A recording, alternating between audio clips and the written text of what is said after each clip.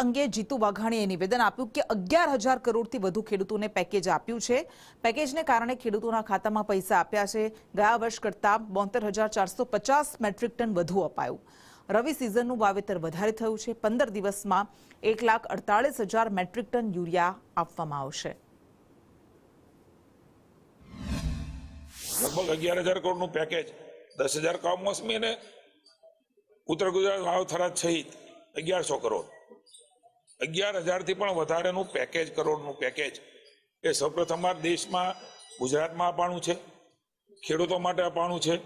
जे प्रकारे पैकेज आप्युं जेना कारणे नानी मोटी रकम एमने मळी। खरीदी 15,000 करोड़नी शरू करी। सीधा खाता में पैसा आप्या। आ ऐतिहासिक निर्णय पण पहली वखत आप सौना माध्यम द्वारा हूँ कहूँ छूं।